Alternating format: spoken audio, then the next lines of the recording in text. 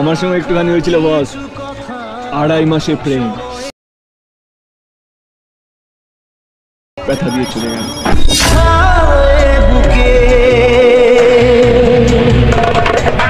থেমে যাওয়া সেই গান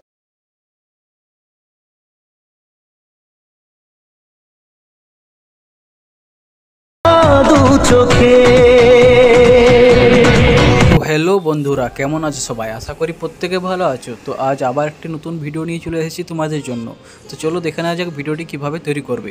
তার আগে বলে রাখি, আমার চ্যানেলে যদি নতুন এসে থাকো তাহলে অবশ্যই চ্যানেলটিকে সাবস্ক্রাইব করে দিও।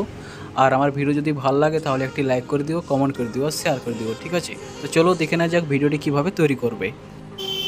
তো ভিডিওটি তৈরি করার জন্য এই ভিডিওর ডিসক্রিপশানে দেওয়া আছে সং বিটমার্ক ইফেক্ট এবং শার্ক ইফেক্ট। এই দুটিকে অ্যালাইট মোশন অ্যাপের মধ্যে ইম্পোর্ট করে নিতে হবে। ইম্পোর্ট করে নেওয়ার পর সং বিটমার্ক ইফেক্টটিকে ওপেন করতে হবে। ওপেন করে নেওয়ার পর এরকম একটা ইন্টারফেস দেখতে পাবে। তো এখানে প্রায় সব কিছুই করা আছে, শুধুমাত্র তোমাকে ফটো অ্যাড করতে হবে। তো ফটো অ্যাড করার জন্য এই ভিডিও আসতে হবে। এখানে আর কিছু করতে হবে না, এখানে এই প্লাস চিহ্নে ক্লিক করতে হবে, মিডিয়া, তারপর যে ফটোটা দিয়ে তৈরি করবে সেই ফটোটা ক্লিক করতে হবে। এরপর 3 ডটে ক্লিক করে ফিল কম্পোজিশন এরিয়া করে দিতে হবে এবং ফটোটিকে ভালো করে সেট করে নিতে হবে। এরপর লাস্ট পর্যন্ত ফটোটিকে টেনে দিতে হবে। তো এখানে কাজ শেষ। এরপর চলে আসছে ফটোটির প্রথম দিকে।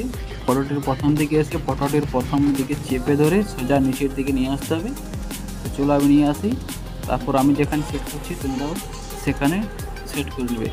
তো আমি এই জায়গায় সেট করে দিয়েছি, আমার সেট হয়ে গেছে। এখানে কাজ শেষ। এবার চলে যাব সেক ইফেক্টে।